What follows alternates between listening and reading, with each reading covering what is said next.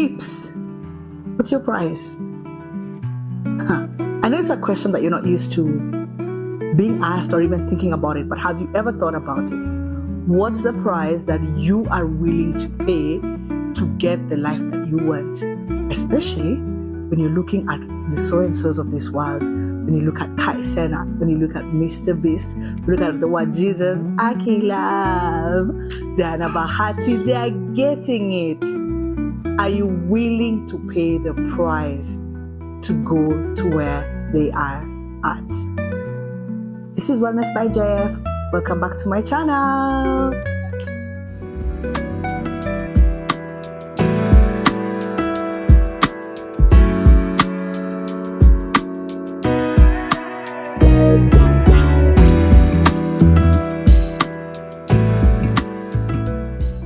We are already on the way. And before we begin, as always, go on ahead, grab your drink of choice. I'm on some iced tea today. So grab your drink of choice, your cup of coffee, a glass of water, anything that tickles your fancy. And join me as we unravel today. What's the price? And let me tell you guys, I know we live in a social media era.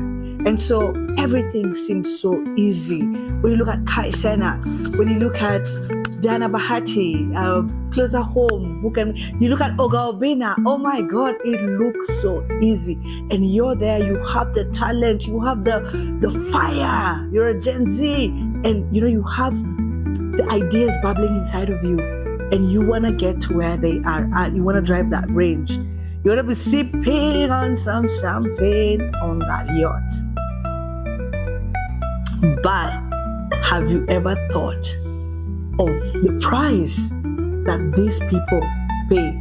And have you ever thought that maybe, just maybe, as you are looking at Kim K is also looking up to someone else, who's also looking up to someone else, who's also looking up to someone else. It's a never-ending cycle. And so today in Wellness by JF podcast, we're discussing the price and whether you're willing to pay it to get to what you want.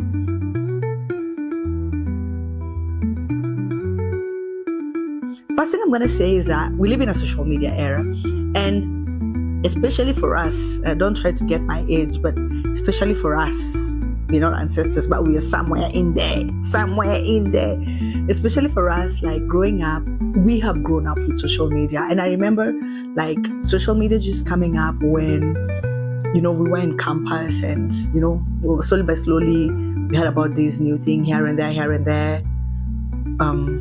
6.5 hours later, when we were in campus, and we could just hear that there's this thing going on where you can post your photos, especially Facebook. It just used to be a platform where we could post photos, but then social media has evolved so much to what we see today, and it's very easy. We live in a social media era, and simply what that means is that you are able literally to see what everybody else is doing without you necessarily being there. For instance, I'm sure like by you watching travel vlogs, you've been to India, you've been to UK, you've been to Canada, you've been to the US, you've taken photos at the Eiffel Tower, literally, but just watching the vlog of somebody else. And some of these vlogs are very, very helpful, and we appreciate that. But there's a downside to it. When you look at, say, maybe take, for example, what Jesus, and by the way, let me just put it out there, this is no hate to anybody. Aki Love. I literally watch your content and I love it. So no hate to you guys. I'm just using guys as examples, and I hope that, you take it like that. No hate at all. So take, for example, what Jesus, and you're looking at how they portray marriage on the camera, and it looks so easy. It looks like every day you wake up, you be like, Aki Love. Nobody tells you that, by the way, when you're married, Aki, some days you look at your partner and you're not feeling Aki Love. You feel like, is this? And how did I find myself in this situation? Okay? And so social media does that. Social media creates a reality that is not real. And nobody ever speaks about the process. Nobody ever speaks about the behind the scenes, and certainly nobody ever speaks about the editing that takes place just so that we can have the perfect shot and the perfect vlog. And so, young people, I'm a mother and I have young ones, and I know that there's one who's in this age of Nastia. Let me tell you, the number of times I've been woken up told that I'm going to Russia. Mom, we don't have a slide and a pool full of balls in the yard and all of that, and how our life is not the best, and how she wishes she could be adopted by Nastia's dad. I cannot I cannot count, right?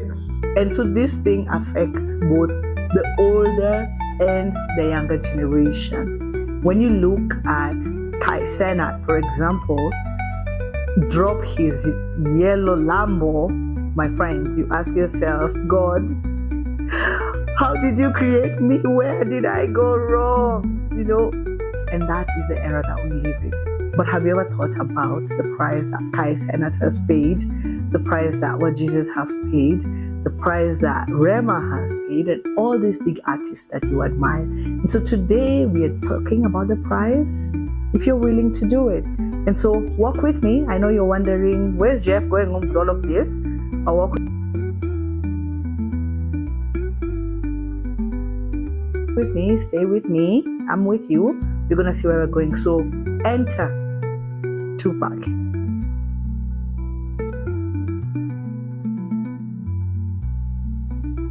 I know you're wondering, JF, Tupac, really? Yes, Tupac. So Tupac is this young, talented guy. He's from the ghetto, and I'm telling you, he's spitting rhymes like you cannot believe. If you remember, if you lived in that era, you remember. And Tupac's music is ever fresh, by the way. Even today's generation is still jamming to Tupac's music. And Tupac was so good. And Tupac, by the way, in this podcast, represents you. You who's watching me from the streets of Kayole. You have dreams. You have a book where you're writing your rhymes. It's flowing. You have like 1,000,001 songs already, but you don't have money to go and record the songs. You, young makeup artist who's teaching yourself on YouTube, you're learning how to do makeup on YouTube. And I mean, YouTube University is perfect, but there's no certificate for it. And you, actor, who's looking at Kurugenzi, who's looking at Jackie Matubia, who's looking at Sarah, Tanya Hassan. Yeah, is her name Tanya Hassan? I hope so. Or Sarah Hassan. Sarah Hassan, sorry, not Tanya, but Sarah Hassan. Her name is Sarah Hassan. Tanya is her stage name. You're looking at her and you're wondering, who do I have to speak to be able to get in front of the masses? And so Tupac represents that. And so you're babbling and everything is good. And the rhymes are rhyming, because guess what? When God gives you the talents, you don't have to do anything. All you have to do is to use your talent. But the truth of the matter is this: for you to get in front of the masses, for you to reach where Kim K is, for you to reach where Jesus is, hey, there's a price to pay. And nobody ever speaks about that. And so Tupac is doing his thing. Tupac is doing so well. Tupac has a hit or two. He's doing so well. Lo and behold, enter Sean, Puff Daddy, Diddy Combs.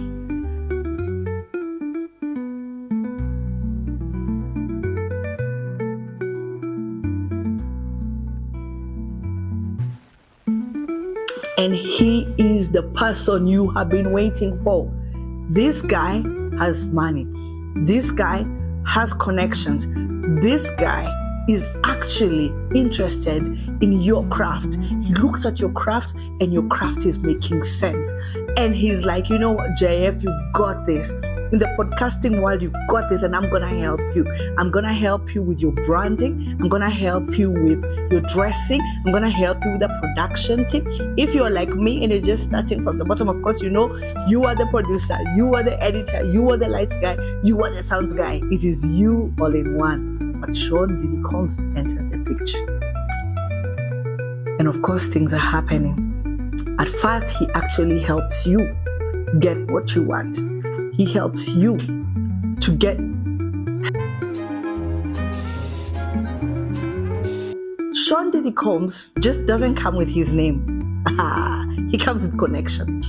Diddy comes with the right connections.